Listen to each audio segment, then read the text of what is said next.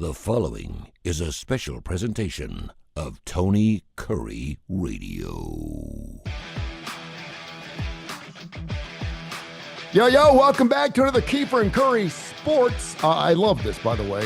When we started doing our show, I guess it's been a couple of years ago, and I'm so blessed to do a show with a person that is about my age, that has the same pedigree and equity in the broadcasting business as I do, because you come highly respected, at least from my standpoint. And so I sometimes I'll have an idea, and I got nothing to bounce it off of, and I'm like, ooh, that's a Kip thing right there. That's what we're going to do today. How are you, my friend? I know you've been doing a lot of traveling. Sorry about your Las Vegas nights. They get taken in 6. I'm still representing the banner in the background. The Golden Knights made it all the way to the finals with 2 weeks to go in the season. Wasn't even a sure thing they were going to make the playoffs. So you got to kind of count your blessings. It is disappointing because they won game 1 of the finals on the road. Then they had the lead late in game 2. They could have been in a commanding position.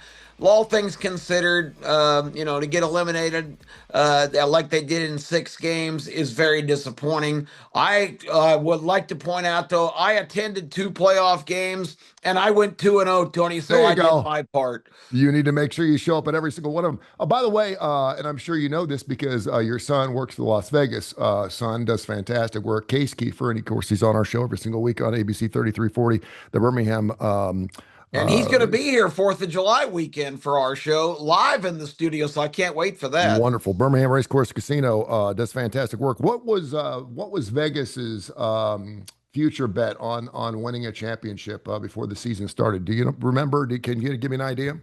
They were kind of in the upper third, but at the bottom of the upper third. I want to say they were like plus 275. So. Yeah. That was reasonable, but they really weren't expected to get this far and kind of overachieved a little bit. They've had goaltender problems. Aiden Hill, who led them to a Stanley Cup in 2023, came back from an injury from last year, and he just was not good. He just got shelled. They had to scramble around. They played a couple backups, and they ended up playing this Carter Hart, who was young kid, right? He's young, had broken in. Yeah, with Philadelphia, had some kind of personal scandal and was out of the league for a while. The Golden Knights gave him a chance to come back, and he ended up playing the last 26 games in a row. And I think it kind of showed in the finals. I think he was kind of mentally and physically exhausted. That's a lot of hockey to play, 26 games in a row without a break. And I think at the end of the day, goaltending was really what did them in. Yeah. I want to talk about some hockey. I want to talk about some NBA. And believe it or not, I do want to talk about not X's and O's so much, but I do want to talk about some soccer. I know that you've I've got some thoughts on that today myself. You have done some kid perspectives on that, and I know where you stand, and I get it. I've said it for years. Let me clarify. The World Cup is a great event. It's amazing to see all of these countries. I mean, where else do you see Tunisia and Switzerland squaring off on a field of play? Cape Verde. Well, that's what I want to talk about today. I've done some research. I've got some information for you on what they pronounce it as Cape Verde. Mm-hmm. What they accomplished in this thing is what makes the event great. My problem is the game itself of soccer sucks. I don't like it. It's boring. I don't like it. But this is a fantastic event, and I give it some big props. And I also want to talk about the reaction of so many of these foreign fans coming here to America for the first time and seeing our country. And I wish Americans would listen to what they're saying, because we take for granted that we live on the greatest country on earth. There's no doubt. Something that really bothers me, I love analogies, something that really pisses me off, and my kids do it to me all the time, is when I'm eating something and they look at what I'm eating, they go, "Ooh, that's disgusting. That's gross." And I'm like, you don't ever want to look at someone's meal and say that's disgusting because obviously it's like talking about passing gas during dinner. It's just something you don't do. It's just rude. If you don't like it, you don't want to eat it, then don't eat it. And that's what I always say. Well, it's a good thing that I don't make you eat this because back in my day, we ate whatever my mom made. If Yeah. we had once a month, we had liver and onions. I hated liver and onions. I Ugh. would gag. It was a 2 hour ordeal. I would sit there for 2 hours and I'd be in tears. Even when I was like 16, I hated it. My dad loved it. My dad ate raw ground beef and sardines and all kinds of it. No, that was his Oh, snack stuff, right? He didn't that make me is eat those things. disgusting. But yeah, whatever my mom made, we ate. And if you didn't like it, you go to bed. We didn't. Yep. You didn't go back outside. It's 6 o'clock. If you don't want to eat your dinner, you can go. You go back to your bed. And I did that one time, and I was like, I'll never do that again. I couldn't believe my mom and dad didn't feed me. I thought I was going to call HR or something. But I mean, I think that's the rudest thing. So I'm not going to sit there and ballyhoo and give soccer fans a hard time because I don't really understand their sport. To your point, there were 4 games yesterday, and all 4 we found out nothing. All 4 were ties. Yeah. I mean, get day 5, 4 games, 4 ties. At least two of them were 1-1. If you're going to have a shootout because someone's got to win, then you might as well go ahead and do a shootout in the World Cup because it is one of the largest, if not the biggest sporting event. But I will say this: the one thing that I love about sports, and I know that you'll agree with me here, the one thing I love about sports, whether it's a world war, whether it's 9/11, whether it's a school shooting, whether it's a wedding on that weekend, whatever it is, man, sports bring us together. Yes. Okay. And even out in LA, where you had Iranian fans, I think we could go a whole show on that. And I wanted to get your thoughts on that too.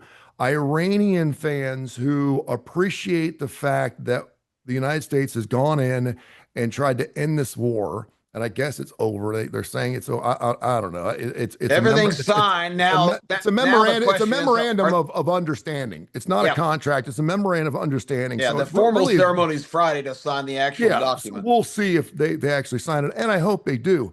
But to see Iranian fans, they want to be free. They want to live the way the United States people do. They appreciate that fact. But the fact that they were upset when Iran tied the score and then they switched through the game when they tied the game up at 2 and they started applauding for it. And I was like, it's okay. It's your country, for God's sakes. You may not like the way it runs. A lot of people don't like the way our country's running right now.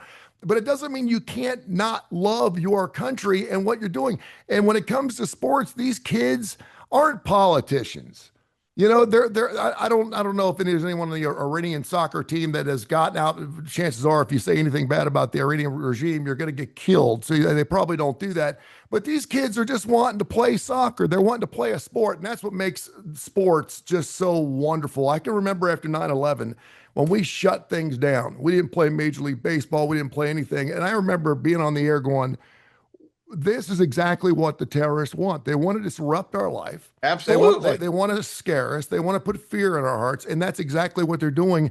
And the one thing that we needed the most was Saturday Night Live, that first Saturday night. We needed David Letterman back on television. We needed to laugh. We needed to watch our sports. We didn't need to shut the whole thing down. And I realized a lot of people were like, well, it was disrespectful. And I get that. There's a period of time where you have to say, hey, listen, shut it down. Let's respect that. And then at one point, everyone got on the same page and started the same thing. But it's just a wonderful thing. Sports are so good. It just brings us together. Hell, we got the best rivalry in the world in Auburn, Alabama. And every single year we raise millions of dollars for all kinds of different needs when Auburn, Alabama fans get together. Whether we're poisoning trees or not, we do live together. We live across the street from each other, but we do talk to each other with exception of that one day of the year. So if you love the soccer thing, I know you wanted to go a little bit more off on it. I got a couple other things I want to go off, but your soccer thing, the Cape Verde thing, I thought was just so cool. Well, this is a grab bag show today. We're just go for it, man. Do it. I love it.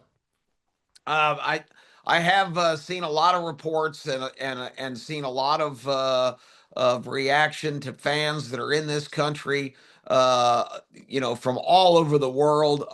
They had a montage of sound bites of people walking the streets of some of our greatest cities going, this is the most beautiful place I've ever seen. Look at the food choices. Look at all the exciting things that are going on here. I love America. This is amazing. I've always imagined it. I mean, to hear all of these people from all these corners of the world just praising the country and what we take for granted, I think Americans need to take a step back and pay attention because our circumstance here is not ideal in terms of the fact that we have some ideological and political divisions, but you said it best just a minute ago.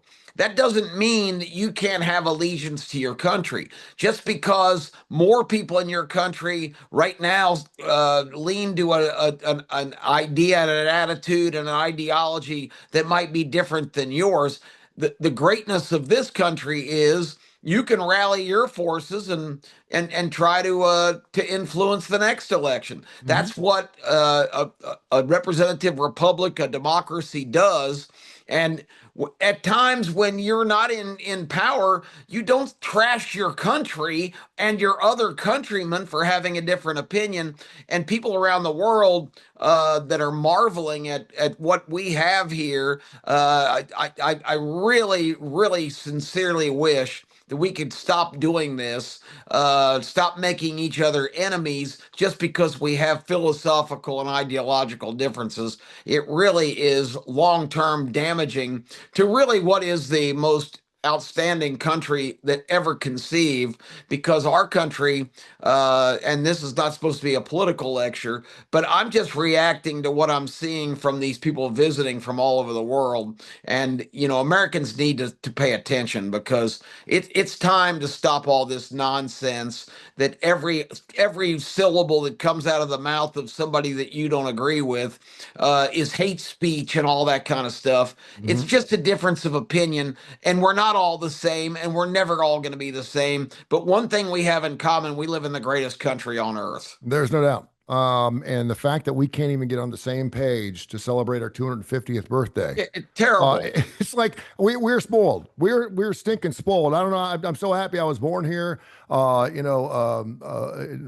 is blind, I guess, for other people that are living in other countries, never been here. Like, I'm good where I'm at. That's wonderful. For people that sit there and say, well, if this happens, I'm moving, then so be it. Then get out because you know how well you got it. But we're like a 2-year-old. We're like a 2 or 3. We're going through our terrible 2s. You look at other countries that are 6, 7, 8, 900,000 years old. They've got bars older than our country. And it's just amazing how much we tit for tat. And really, you look at, say, France, for example, right now their inflation is 14.7%. We're sitting there bitching and moaning that we're 4%. Oh my gosh, 4%. Now what are we going to do with the interest rates? Are we going to do it? And they're sitting there going, guys. Gas is $4 a gallon. I can't afford my $15 cappuccino now. Exactly. I mean, it's like, come on. I mean, seriously. Just drink a regular cup of coffee and shut up. Really, there's no doubt. Shut up. I got it. This is a sidebar, but I saw a lot of social media last Friday when SpaceX went public. Elon Musk became the first ever trillionaire in the history of our existence.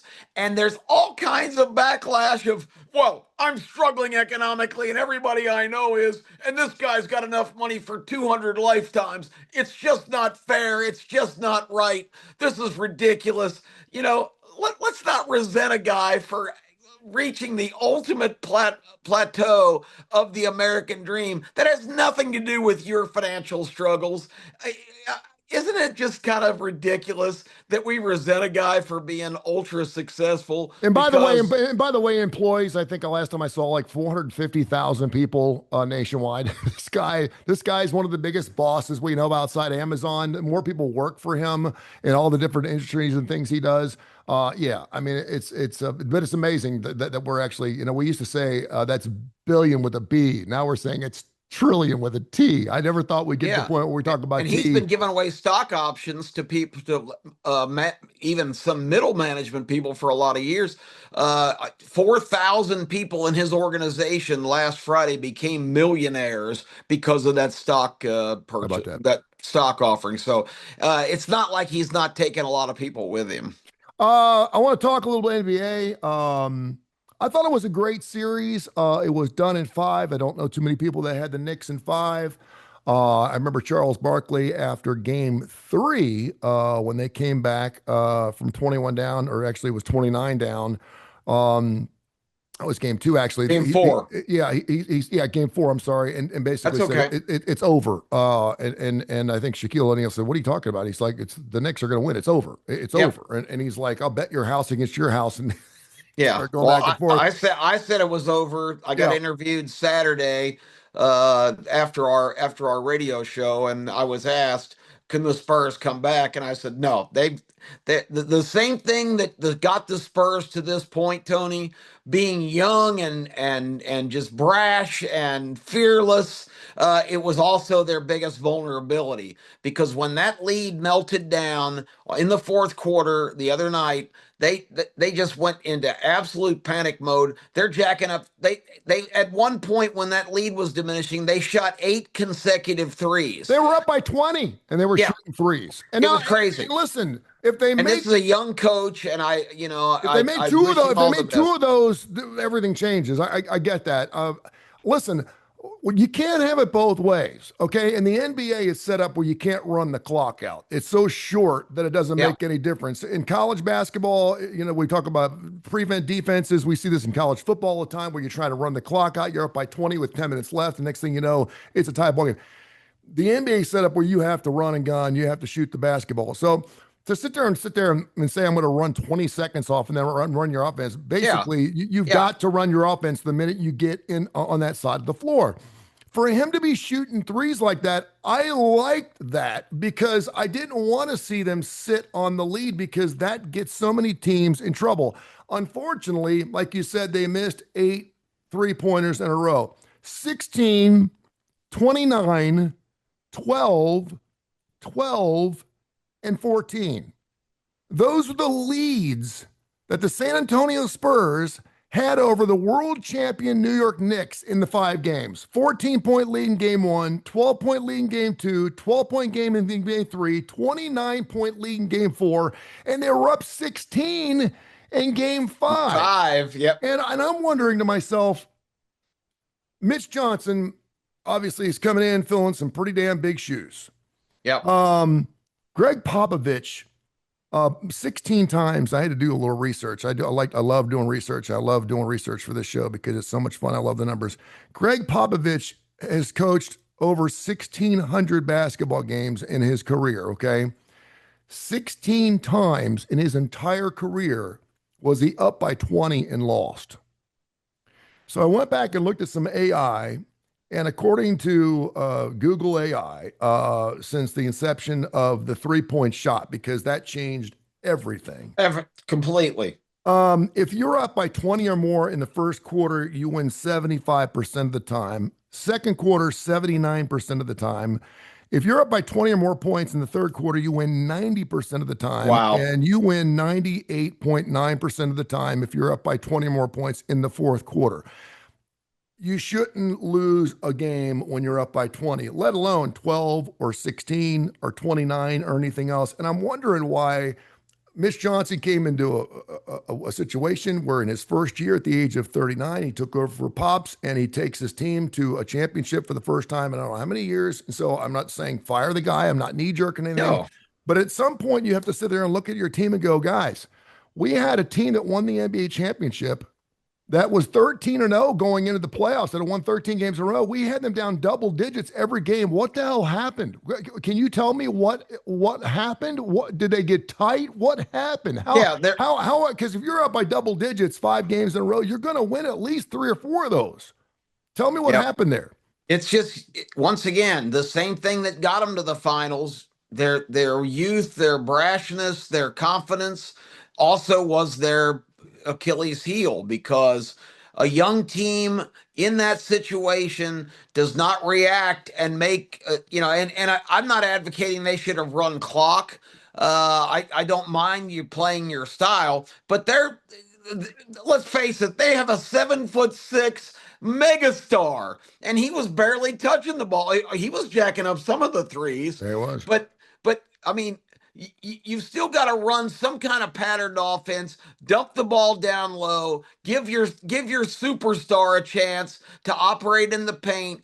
The coach should have said, okay, look, we got to get back to Wemby here. All you other guys out that are shooting threes. When it started to erode, I mean, a veteran team is gonna make plays in that situation and get to the line because your greatest ally there is stopping the clock and shooting free throws. And the Knicks shot a lot of them. I'm gonna give myself a pat on the back because before the playoffs began, I said, watch out for the Knicks because Jalen Brunson is the most underappreciated superstar in the league that nobody knows how clutch and how good this guy Yeah. is. And Jalen Brunson now had his coming out party. I don't think I can get away with saying he's obscure anymore. But, I saw this guy play enough and win games where I saw I don't watch a lot of NBA regular season. I don't think it's a very good product. I think so many nights you sit guys and they kind of mail it in, and all it's just about getting to the dance. And if you get in the playoffs, you're good. But I saw several games this year just by happenstance where Brunson brought them back in games where, like you said, they're down double digits in the fourth quarter, and this guy is just cool as the other side of the pillow in the clutch. And I think he was the difference in the series. I don't think the Spurs, even as great as Wemby is and is going to be, he's a young guy. He said it's the hardest thing ever that he's endured in his life to really Mhm. let the series get away. But they didn't have a Jalen Brunson, and the Knicks did, and that's why the Knicks are the champions. No, there's a couple things. I mean, we can break it down. I mean, the Fox play, where he should have brought the ball back out, instead went to the hoop, and obviously did not get fouled and missed the shot. It's easier said than done when you're sitting there looking at the Yeah. basket and it's 3 feet away from you, man. You want I to mean, go when and that shoot the starts to basketball. collapse, it's tough to stop it. It really is. Something else that it was kind of interesting too, and I don't even like to go here, but I thought it was interesting because it's growing some legs. But did you see what Wembanyama did prior to Game 5 during the national anthem, and what he did in the first 4 games? I did not. He had his. I'm like, what is the big deal? But it's been blowing up all morning. He evidently crossed his arms during the national anthem during Game 5. He also crossed his arms during Game 1, and he was not seen on his line in Games 2 and 3 and 4. And people are saying, and Victor, of course, is from France. And I know that some people, maybe perhaps that's why he got egged, which, by the way, was another New Yorkers. That's what they are, I guess. It's just dumb. Yeah, yeah. I hate that. And I hate the videos of them just beating the hell out of everyone that had a Spur jersey on and stuff like that. It's one of the greatest cities in the world. Act like it. Act like you've been there before. Yeah. But I thought that was really interesting, and you're going to probably see a lot of stories about that over the next couple of days because I didn't realize that crossing your arms during the national anthem was somewhat of a tiff. I know that you're supposed to hold your thumb and you're supposed to put it over your heart and you're supposed to take your hat off and all those other different things. Yeah, but if you're not an American, I don't have any problem. I don't expect him to. I expect him to stand at attention, but I think you can stand at attention with your arms crossed. I mean, Yeah. I don't view that as blatant disrespect. If he turned his back or sat down or took a knee, that's different. Crossing your arms, I don't think that's a heinous offense, and I'm the most pro-American guy you know. Yeah. Um, Wanted to ask you another thing, and certainly feel free to back it up and move through whatever sport you want to talk about. That's why I love just kind of catching up with you. I feel like I could just talk about everything that I've been wanting to talk to someone about. As of Thursday, if you're 15 years of age or younger, you cannot be on social media in France. Um, as a parent, that's interesting. I like it because a lot of parents who don't want a parent or having a difficult time parent or they don't want the government in their house. They don't want the government in their house. But if for God's sakes you want to shut down TikTok for a couple of days, I'm okay with that. That's one less thing I got to worry about. Okay. So my 14-year-old daughter obviously is on social media. she tells us that she's not allowed to post things. She can be on it and look. But I know that she posts things. I know she told me the other day that she posted something. I was like, okay, it was a picture of her taking a bite of a potato chip or some I don't it was some stupid thing on X or something. Anyway, um, and so I'm sitting there going, that is really interesting. First of all, I don't know how that you keep an eye on that, and obviously there's all kinds of different ways around that.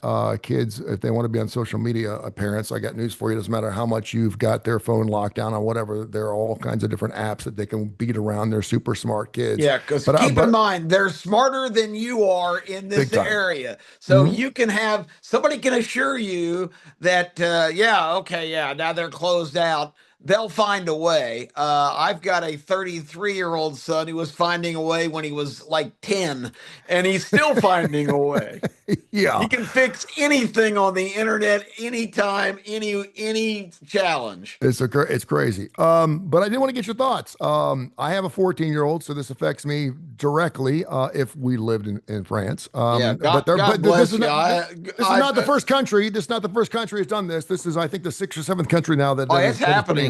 And Yeah. there's states here in the US that have legislation pending to do the same thing. Yeah.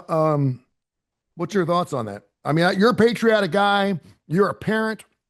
You don't like the government in your bedroom, No, but for God's sakes, this is something that is a really, really difficult time and difficult thing to wrap your hands around as a parent. And I'm thinking to myself, well, what's the worst thing can happen? At least it's setting a bar for our kids, and at least maybe if it's a deterrent for some, to sit there and say that every kid under the age of 16 is being negatively affected by social media, I think is obviously broad brushing. We're throwing the baby out with absolutely. we're throwing the baby out with the bathwater. I know what they mean. I certainly understand what Parliament is saying in France. That this it's not going to kill them not to be on it. I don't think. But as a professional, from my standpoint and from your standpoint, it's a necessary evil. It's something we need to do because it's free.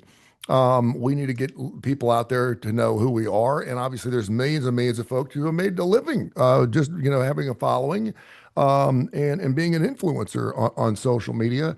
At my age, I'm kind of like it's kind of past my days. I still put stuff out every single day. I do all of our shows, and you can see Keefer and Kurre Sports on a little bit later on this afternoon on TKR, wherever we go. But I wanted to get your thoughts on that.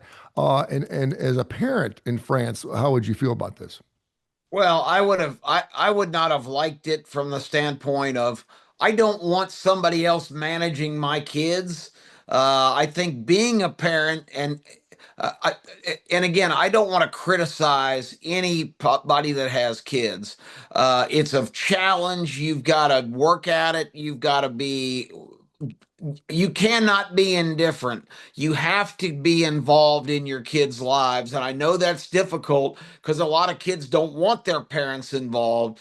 But, I tried and I think fairly successfully to be aware of everything my two sons were into. Now I had sons, you've got a daughter, Yeah. Mhm. God bless you. I don't know if I would have handled it differently. So I'm probably not a good person to ask in terms of raising young ladies and all of I think they have a lot more vulnerability in that environment than boys do. Agreed. But I always tried to be aware of who they were talking to and make sure and again, never in a lecturing fashion, but just relate experiences that I'd had where I'd made some bad choices and trusted some people that I shouldn't have trusted.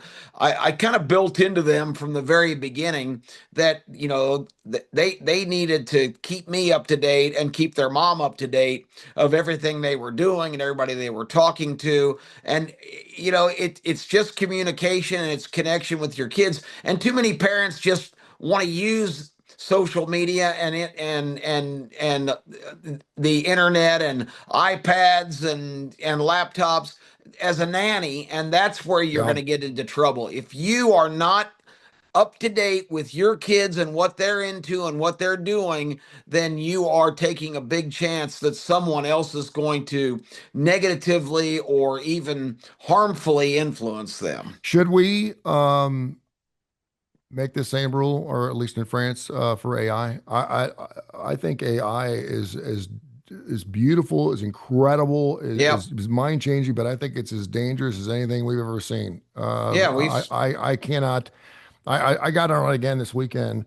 It is addictive. It is super hard. And then we actually did a show on this, and you actually had your voice emulated through AI. It was yeah. amazing because I felt like I was talking to Kip Keefer, and I wasn't. Um, it's addictive. I mean, it's like that friend. I mean, these people that I mean, I know there's friends of mine that can't wait to get home from work because they can't wait to talk to their AI when they get home. I'm being, and I can name a couple of guys who are very, very successful, who are in their 40s, who have admitted to me, I can't wait to get home from work because I can talk to someone who understands me, that has my back, that supports me in what I'm doing, can argue with me, in a way that is fair. It doesn't get nasty, it doesn't get personal, it doesn't get dirty because they don't know enough about me. Oh my gosh, it's like really. I test AI occasionally just to make sure that they're doing what they're supposed to do. I'm on a big kick right now of weight loss and fitness. I'm really proud of myself because I have been really making time every day, almost an hour a day for the last couple of weeks to really seriously work out, which I haven't Good for done you. since I was like 25. Good for you. I've been running, I've been doing crunches, I've been doing a lot of free weight lifts. I don't have access to the gym here in my palace of solace out here in the suburbs. But I've really been trying. But I asked AI recently, okay, tell me about human growth hormone and all that stuff. Mm, What are the pros? What are the cons? Is that anything that has validity in terms of transforming yourself? And it basically gave me a lot of negatives and not that many positives of things.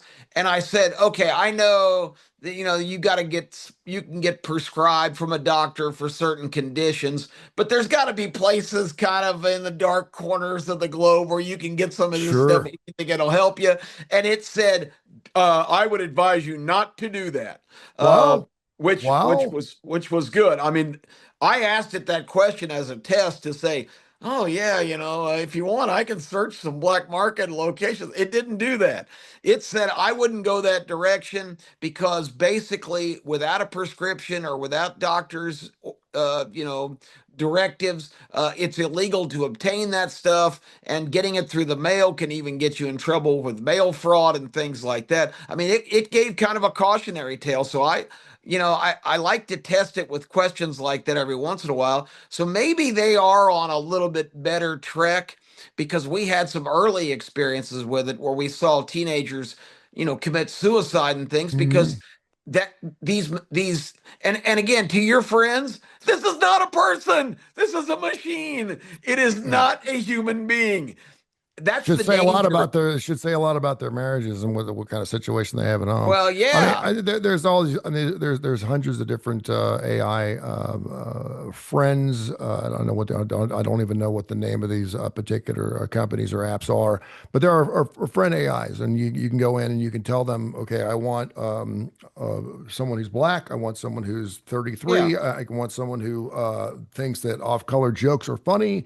You can go in there and be as specific as you possibly want to be. Yep. Throw it in there, and that person will come popping out. And It's crazy. I mean, it's and the crazy. the scary thing too is really lonely people are going to start turning to that thing for like romantic. Oh, I mean, it's a soulless machine. It is not a person, but they've done such a great job. I've used a couple of different platforms, and the guy talking back to you is so supportive and patting you on the back and hey, whenever if you want to ever chat about anything, you just dial me up. But yep. I always think, well, this is a great resource. I like it just to get information because with my vision issues, it's difficult for me to do real research. So just like today, we started off talking about Cape Verde, which I wouldn't know. I said, tell me about this Cape Verde. Where the hell is it? It's off the coast of Africa. It's a nation. Get ready for this. The total population estimated 525,000. 525,000 is the population of Cape Verde. Atlanta metro area right now is at 7.8 million. God only knows what LA and New York and all those places. I didn't do, I just happen to know Atlanta off the top of my head, but 525,000. They play Spain in the World Cup and play them to a scoreless tie. Oh boy, that was a thriller, I'm sure. But Spain had 27 shots on goal. And remember, Al Del Greco says it's not scoring, Tony. It's the chance to It's the score. opportunity to score. And their goalie, what is like 40 years old? I think so. Yeah, But I mean that's uh, with only 520,000 people to choose from to field any team that's competitive is an absolute miracle. It's Yep. unbelievable. And that's if I'm going to say anything good about the World Cup, that's the element of it that's really kind of cool that you can have some smaller countries. I mean, the U.S. beat Paraguay, and everybody's making a big deal about it. We have 350 million people in America. They've got 7.1 million in Paraguay. Yep. So and they have their economy absolutely sucks. You've got Iran war torn, just in devastation, but they're still fielding a soccer team to send over. I mean, it's just That's think about reassuring. that. I mean, Yeah.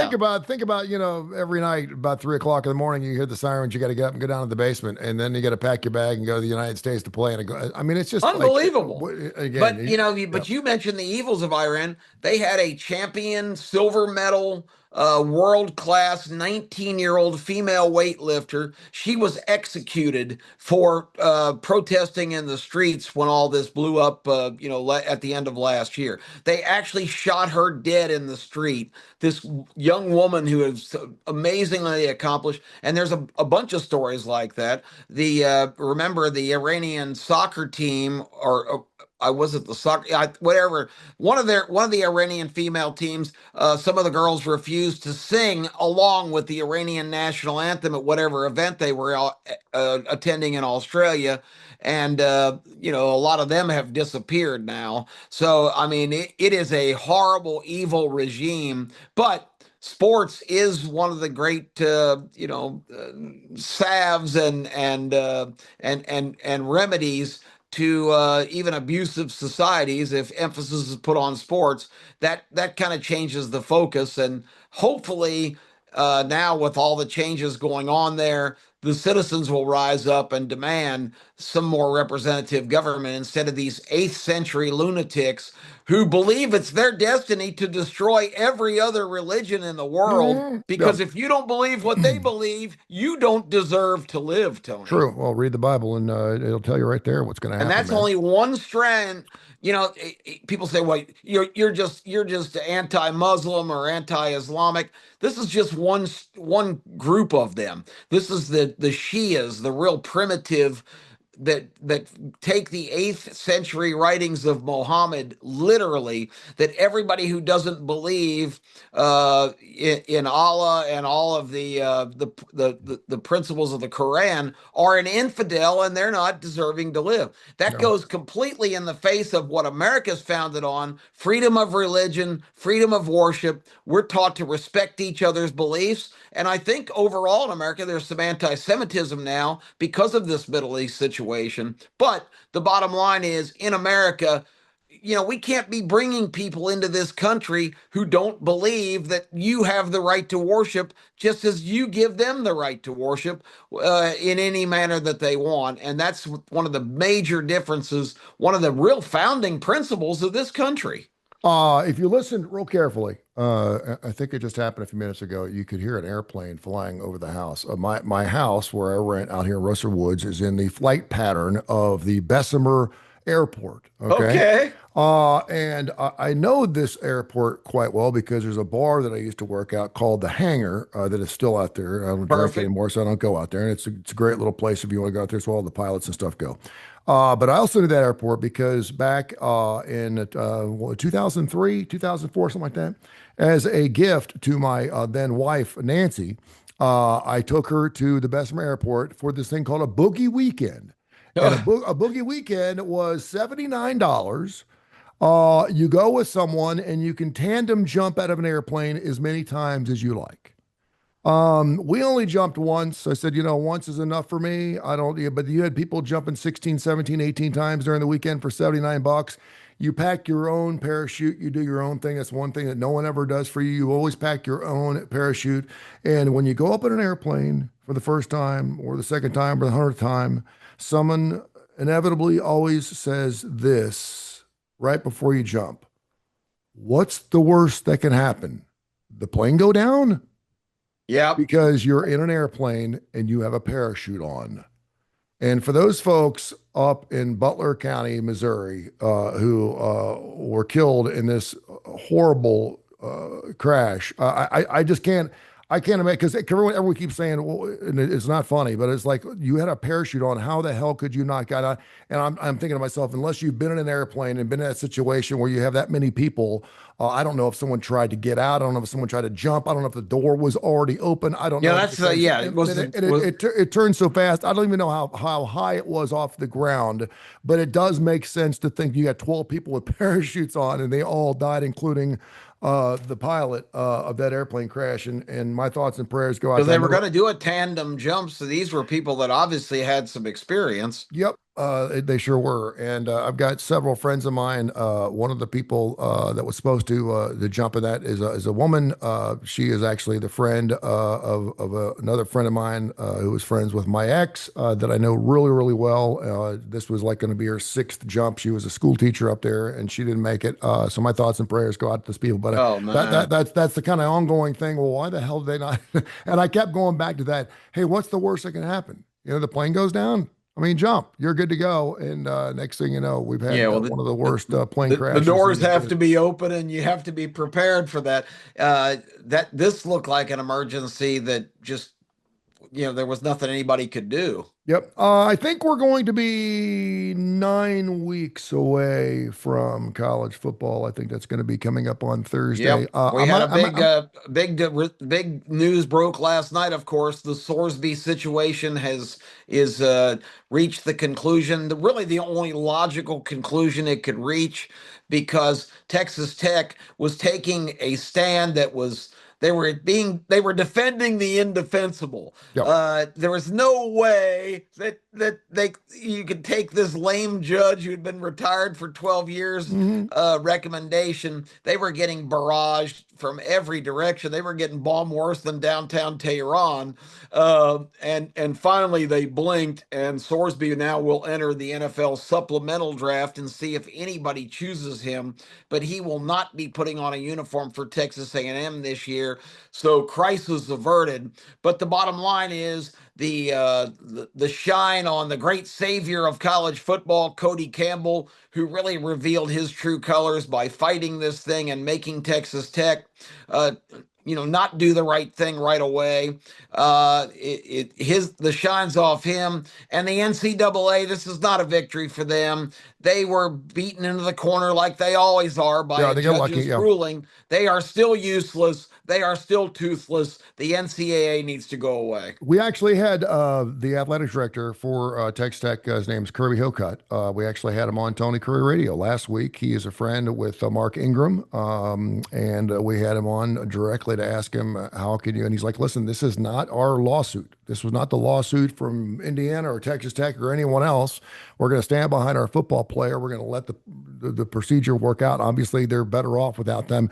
Kid come from Cincinnati, had some big numbers, and of course took them to a playoff situation and over 7,000 yards of thing. Now you have to wonder if he bet on college, and he's already admitted that he's an addict. Do you want to take a chance on him in the National Football League? But Tony, is he admitting he's an addict to get out of trouble? That's my question. Because here's the thing: I don't know. If you're okay, I want you to go back in time 15 years ago when you were 18 or 19 years old. Yeah. And if somebody handed you $2 million to be the backup quarterback at Indiana as a freshman, and you had $2 million, and FanDuel and DraftKings and all these people are talking about sports and sports betting and how much fun it is and everything else. If I had $2 million, I was 18, I probably would have been betting everything in sight, because money doesn't mean anything at that point. It's just chips to play a game. It's just like gaming. I could say my youngest son, his whole teenage life, and to this day he still plays video games whenever he gets a chance. It's still one of his greatest enjoyments.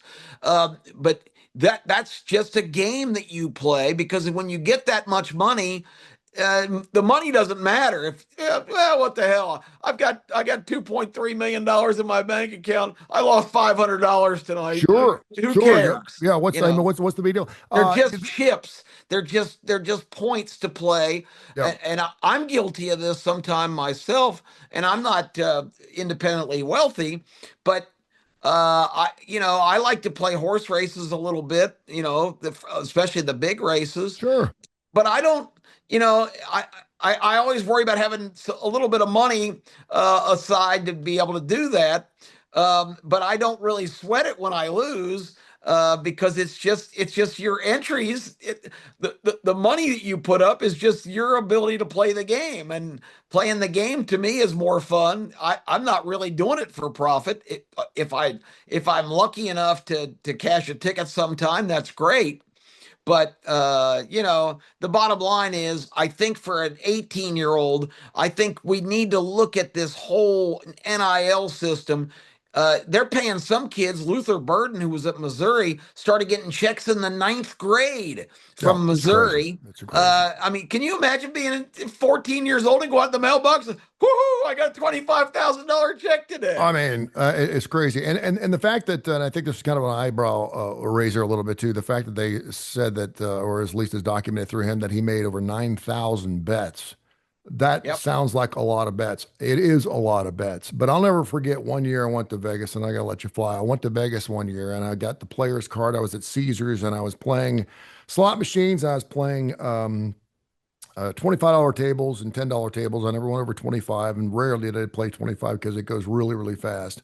But I was playing blackjack, and when I left, I'd amassed a certain amount of points, and they told me that I had gambled over 6 figures for the week. And Wow. I said, what do you mean 6? Because I only brought $2,000 with me. Yeah. And I'm like, that's impossible. But that is every single bet that I made cumulatively put over there was over 100. Think about that. A $2,000 player. It's not was over 100. And there were times where I played for 2 or 3 straight days. You win, you lose, you win, you lose, you win, you lose. I was up a little bit by the end of the week. And because of that, I was betting a little bit more. And I thought to myself, my gosh, dude, that's crazy. I didn't have $100,000 in my pocket. I had $2,000. So to sit there and say 9,000 bets is a lot. It is a lot. But for a college kid, man, when you've got 20 or 30 different prop bets going on the Super Bowl, it goes by quick. So we'll see what happens. I hope things work out well for him. I hope his true gift of his arm and his intelligence. I know he's a smart kid. I won't hold it that he's against Cincinnati because I'm a Xavier Muskie. We don't have a football team anyway. I won't hold that against him, but I do hope things work out, and now it's safe to play Texas Tech again. Well, the sad thing is, every time he throws an interception from now on, if he does get a shot in the NFL, people are going to say, "Well, he's doing that on purpose. He's stained, he's scarred. It's too bad." But the thing is, if he does that, he ain't gonna be in the league very long. Well, that's right. So because you can look at Art Schleister, who was the exact same model back in the day when betting wasn't accessible. Art Schleister was a compulsive gambler and has admitted to being that. And Art Schleister was the #1 draft pick by the Colts. Never had any kind of productive pro career because he just had that stigma he could never overcome. That's when they used to crack kneecaps, man. They used to still go after it, man. Oh, yeah. He got some. Break your thumbs. I actually did several radio shows with Art and actually had him on our show on the opening drive several times. And I felt for the guy because he was like that shark in Finding Nemo when he starts smelling the blood in the water and his eyes get dilated. You're like, you could see Art, man, as soon as he got near a casino. Now, I can't imagine being addicted to that stuff. I mean, there's casinos in every major city you go to. Maybe that's why people should move to Birmingham. Online, I mean, even in places where it's prohibited, and every time you turn the readily accessible. If you watch sports, it's impossible to get away from a commercial. Every commercial is a gambling commercial. Every commercial, even ESPN owns it. So, all right, Birmingham Racecourse Casino. We're going to get after it again this weekend. Looking forward to more college football talk. Got a lot to get into. We'll do the Kip perspective. The Legend's going to go back to his cave. I'll do a little bone fragments. We're going to be throwing back, and of course, Keefer giving some more plays. Cannot wait for college football season. I've got my what did I get? Someone sent me a magazine the other day. Is it Lundy's? What is that? Oh, Lindy's, yeah, Lindy's. great. I got Lindy's. I used to get the Phil Steele thing. I don't think they have those in the stores anymore. I don't know what happened to that, but anyway. So you got Phil has gone big time. You got to order from Phil. Yeah, but Athlon and Lindy's are still readily available. And Lindy's has Ohio State winning the national title, of course, in 2026, as many others do. And Lindy, go out on the limb. Why don't you? They had 15 guys drafted in the NFL, Tony. That's got to hurt. Yeah. And I'll just tease something that I'm going to be saying until he shows me differently. I don't think Julian Sayin is the answer. Julian Sayin on the biggest stage last year melted and failed against Indiana in the Big Ten championship game and against Miami in the playoffs. Julian Sayin, I'm just saying, wasn't anything special. And a lot of people are going to sit there and say, well, what about Jeremiah Smith? You got one of the greatest wide receivers. You got to get him the ball. He's got to get him the ball. Exactly. Just because you have a great wide receiver and a great quarterback doesn't mean you win games. Ask the Cincinnati Bengals. I mean, he's physically talented, but he's got to show me on the field. It's the same thing with Arch Manning. Exactly. I'm catching a lot of heat right now, and I know we got to go. I only ranked of the returning starters, Arch Manning the 6th best SEC returning starter. Everybody, that's crazy. Arch Manning, if his name was Arch Snodgrass, he wouldn't even be starting for Texas. Well, the guy you had a good time talking about all year long is right there in the mix too, Trinidad Chambliss. You talked about Trinidad all year long. I remember you saying, who's this Trinidad cat? Next thing you know, he's back. He's won a court case as well, so he'll be back in the mix as well. And he is the number one returning SEC quarterback, in my opinion. And Arch Manning ranks behind 5 others. So, maybe he can show me, but I'm going to go by what I've seen on the field and not by what somebody's last name is. Thank you very much. We'll do it again this Saturday morning, ABC 33, 40, 10, 30, 11 o'clock. Thank you, my friend. I appreciate it. I always love it. All right, Tony, that was a grab bag. That was exactly what I had envisioned today.